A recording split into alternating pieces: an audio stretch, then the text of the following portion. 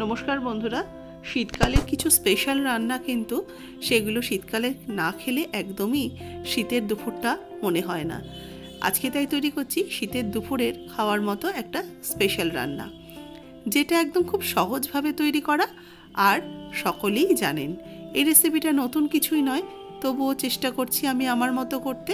আপনারা একটু দেখুন ভালো করে, ভালো লাগলে অবশ্যই লাইক করবেন, শেয়ার করবেন। যারা নতুন দেখছেন তারা অবশ্যই করে চ্যানেলটাকে সাবস্ক্রাইব করে নেবেন, পাশে থাকা বেল আইকন সমেত। একটা ফুলকপিকে টুকরো টুকরো করে কেটে নিলাম আর তার সাথে নিয়েছি আলু। একটা বড় সাইজের আলু নিয়েছি, আলুটাকেও আমি লম্বা লম্বা টুকরো করে কেটে নেব। এটা যেহেতু একটু নতুন আলু সেহেতু আলুর খোসাটা একটু পাতলা গোছের।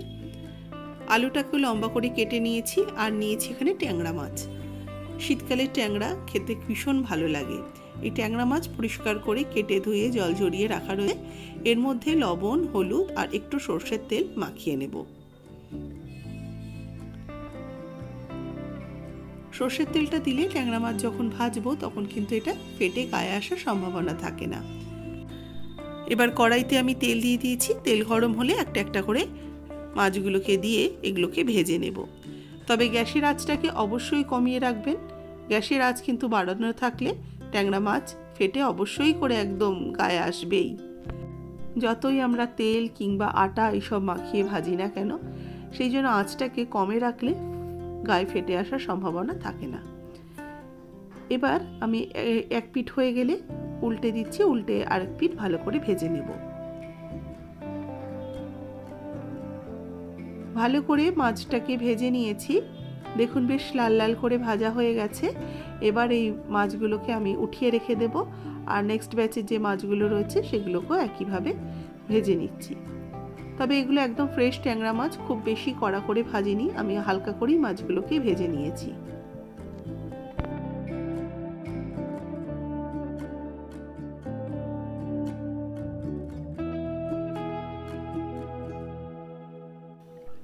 মাছগুলো ভাজার পর তুলে নিয়েছি। এবার ওই তেলে প্রথমে আলুগুলোকে ভেজে নেব।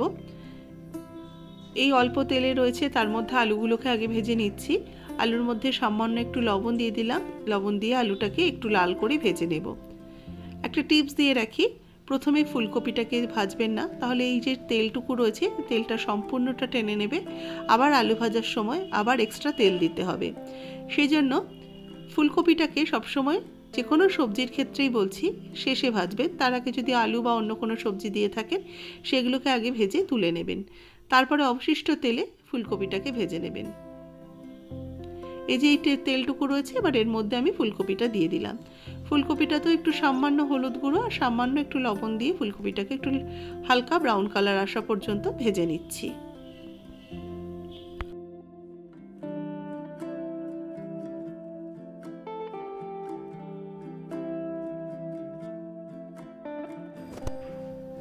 ফুলকপির টুকরোগুলো ভাজা হয়ে গেছে, এগুলোকে উঠিয়ে রেখে দেব। এবার কড়াইতে দিয়ে দেবো আরও একটুখানি সরষের তেল। তেলটা ভালো করে গরম হয়ে গেলে একটু পাঁচফোড়ন দিয়ে দিলাম 1 টিস্পুন। তার সাথে দিয়ে দেবো একটু পেঁয়াজ কোচানো। কোচানো পেঁয়াজটাকে এবার হালকা করে একটু ভেজে নিচ্ছি। খুব বেশি বাদামি রং করে ভাজার দরকার নেই, হালকা করে পেঁয়াজটাকে ভেজে নিলেই হবে। মোটামুটি পেঁয়াজটা এটা ফোড়নের মতন করেই ব্যবহার করা হলো। এবার দিয়ে দিচ্ছি টমেটোর পেস্ট। একটা মিডিয়াম সাইজের টমেটোকে আমি গ্রেটারে গ্রেট করে নিয়ে দিয়ে দিলাম। এবার এই টমেটো আর পেঁয়াজটাকে একটু কষিয়ে নিয়ে দিয়ে দেবো হলুদ গুঁড়ো 1 টিস্পুন, ধনের গুঁড়ো 1 টিস্পুন, জিরের গুঁড়ো 1 টিস্পুন আর কাশ্মীরি লঙ্কার গুঁড়ো 1/2 টিস্পুন দিয়ে ভালো করে মশলাটাকে একটু কষিয়ে নিচ্ছি। মশলাটা থেকে তেল ছাড়তে শুরু করলে বা ভাজা ভাজা হয়ে গেলে এর মধ্যে স্বাদ মতো লবণ দিয়ে দিলাম। লবণটা দিয়েও একটু ভালো করে নাড়াচাড়া করে নিয়ে দিয়ে দেবো ভেজে রাখা ফুলকপি আর আলু।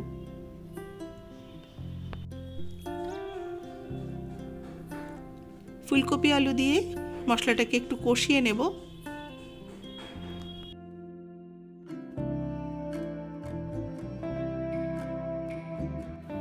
মশলাটাকে ভালো করে একটু নাড়াচাড়া করে নিয়ে ভালো করে কষিয়ে নিয়েছি।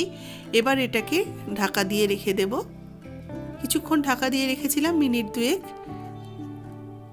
আবার ঢাকাটা সরিয়ে নিয়ে আমি একটু আবারও কিছুক্ষণ নাড়াচাড়া করে নিচ্ছি। এইভাবে ফুলকপি দিয়ে আলু দিয়ে মাছের ঝোল, যে কোনো মাছের ঝোলই খেতে খুব ভালো লাগে।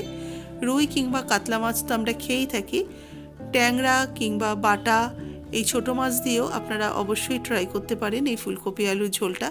শীতের দুপুরে কিন্তু বেশ ভালো লাগে গরম গরম ঝোলটা খেতে। কষানো হয়ে যাওয়ার পর আমি 1 কাপের মতো জল দিয়ে দিলাম। এবার এর মধ্যে দিয়ে দিচ্ছি ট্যাংরা মাছগুলো।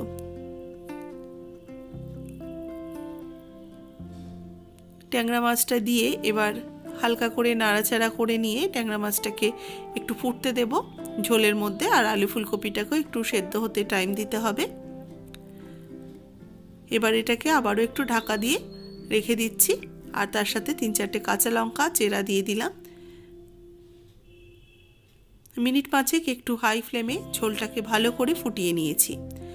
ঝোল খুব ভালো করে ফুটে গেছে। এবার এটাকে আমি একটু ধনেপাতা কোচানো দিয়ে নামিয়ে নেব।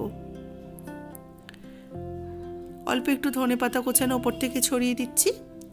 ধনেপাতাটা দিলে কিন্তু ধনেপাতার সুন্দর ফ্লেভারটা থাকে। ধনেপাতা দিয়ে বেশিক্ষণ ফোটানোর দরকার নেই, আবার একেবারে না ফুটিয়ে নামাবেন না, একটু সামান্য মিনিট খানেক মতো একটু ফুটিয়ে নিয়ে নামিয়ে সার্ভ করে নিয়েছি। গরম গরম ভাতের সাথে অবশ্যই ট্রাই করুন ফুলকপি আলু দিয়ে ট্যাংরা মাছের ঝোল। ভালো লাগলে লাইক শেয়ার করবেন, যারা নতুন দেখছেন সাবস্ক্রাইব করে